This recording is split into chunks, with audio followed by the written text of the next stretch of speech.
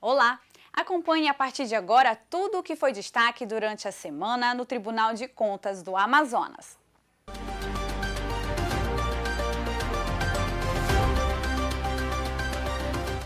E para quem estava ansioso, aí vai uma boa notícia. O resultado definitivo das provas objetivas do concurso do Tribunal de Contas devem ser divulgados até o próximo dia 15 de setembro.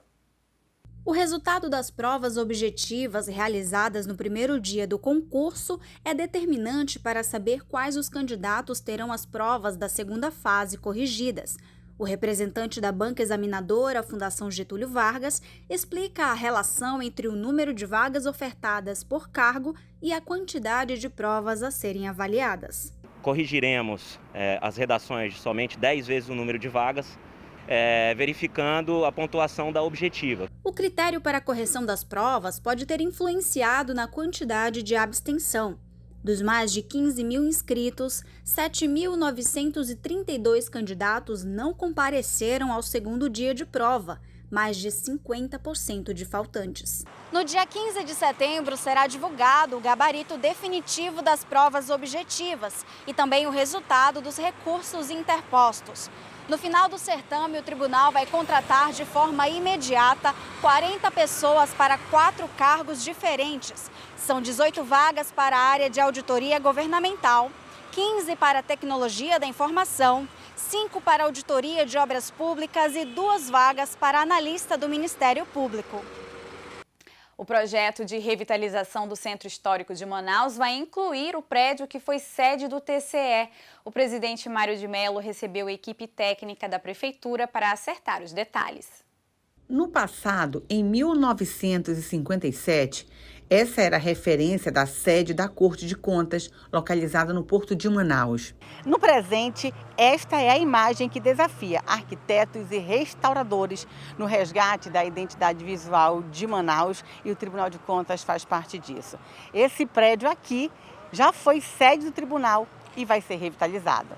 A prospecção do futuro está na maquete e contempla a manutenção da fachada antiga e na mente dos idealizadores do complexo turístico com lojas, restaurantes e bares projetados para valorizar o Centro Histórico de Manaus. Esse é um projeto intenso, é um projeto que envolve muitas disciplinas e hoje a gente está aqui trabalhando em estreitamento com o Tribunal de Contas, que tem nesse espaço uma referência histórica fundamental.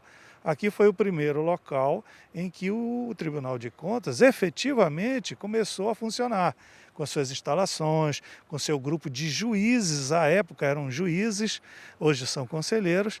Isso tudo hoje é o início de um resgate dessa história e dessa tradição do centro da cidade de Manaus. Nas ruínas, dá para perceber as marcas da história que precisa resistir. Aqui será instalado o projeto Casa TCE Século 22. Ou seja, nós vamos deixar para as gerações que vão nos suceder informações para que eles possam entender o que nos trouxe até aqui e, consequentemente, avaliar tudo que foi feito, não repetir os erros que porventura possam ter acontecido e que a gente possa ter realmente uma noção exata do que é e o que foi o Tribunal de Contas.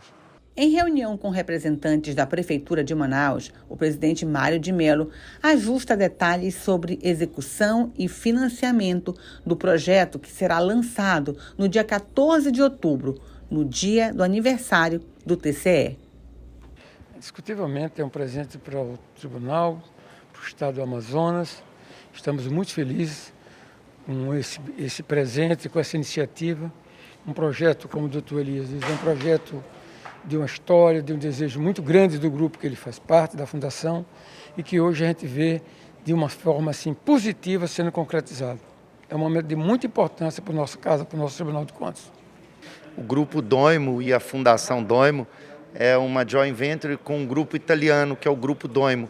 E nós vamos buscar o que há de mais moderno nessa configuração de museu, para que o Museu do Tribunal de Contas seja um dos museus mais tecnológicos do país e sabe-se lá do mundo, para que retrate toda essa história. Que venha logo dia 14 e que comece logo as obras. Dando sequência à terceira etapa do Plano Gradual de Retorno das Atividades, o Tribunal de Contas do Amazonas já recebe mais 25% do efetivo de colaboradores para o trabalho presencial, seguindo todos os protocolos de biossegurança.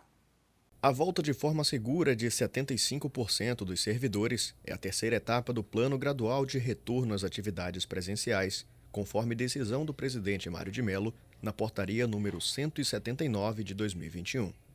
No prédio, novas medidas de higienização foram implementadas nos setores, como limpeza especial e desinfecção nas superfícies mais utilizadas, como mesas, teclados, mouses, portas e em lugares com maior circulação de pessoas, como os caixas eletrônicos, banheiros, entre outros. Também está sendo solicitada a apresentação da carteira de vacinação a todos os servidores e estagiários que foram imunizados com a primeira ou já com as 2 doses. Não é obrigatório, mas a apresentação do documento vai ajudar a divisão de saúde no mapeamento e controle dos imunizados contra a Covid. Amazônia em chamas. Uma comissão técnica do TCE, coordenada pelo conselheiro Júlio Pinheiro, realizou uma inspeção no sul do Amazonas e detectou focos de incêndio em municípios daquela região. As imagens são fortes e a realidade devastadora. Com o auxílio de drones, auditores técnicos do TCE flagraram queimadas ao longo de mais de 2.000 quilômetros percorridos entre a BR-319, Manaus-Porto Velho, e a BR-230, a Transamazônica. Coordenada pelo conselheiro Júlio Pinheiro, a inspeção durou 9 dias. Foram feitas avaliações da gestão ambiental do governo do Amazonas frente às queimadas no município de Humaitá, Lábrea, Manicoré e Apuí. E o Tribunal de Contas do Estado ele é precursor dessa questão do controle ambiental preventivo. Nós inclusive, inspiramos como modelo para outros estados e, recentemente, é reconhecido pela Transparência Internacional como acordo firmado entre a Atricom e a Transparência Internacional de um projeto originário aqui do Tribunal de Contas do Estado do Amazonas, o que nos deixa realmente muito orgulhosos. De janeiro a agosto deste ano, de acordo com o Instituto Nacional de Pesquisas Espaciais, o INPE, o Amazonas foi responsável por mais de 13% das queimadas no Brasil. O Tribunal de Contas do Amazonas já fez 2 representações contra o governo estadual por alerta de responsabilidade fiscal e por comprometimento de resultados dos programas na área ambiental. O processo está sendo instruído pela Diretoria Ambiental da Corte de Contas e o governo pode ser responsabilizado. A ação foi repercutida na sessão desta quarta-feira, com o reconhecimento do presidente da Corte, Mário de Mello, que ressaltou a dedicação do conselheiro Júlio Pinheiro ao meio ambiente. Parabéns pelo trabalho, pelo foco, por essa luta que você tem, como diz o termo bem popular, na veia, que Vossa Excelência realmente abraça isso com todas as forças. Essa semana, o programa de rádio Falando de Contas entrevistou a diretora Olga Naito, que explicou sobre como deve ser feito o processo de admissão de pessoal nos órgãos públicos. A repórter Giovana Andrade tem outras informações. Isso mesmo, Mariana. A doutora Olga vai esclarecer como o gestor deve proceder na contratação de pessoal. Eu estou aqui com ela, a doutora Olga Naito, ela que é a diretora de controle externo de admissão de pessoal aqui do TCE-AM.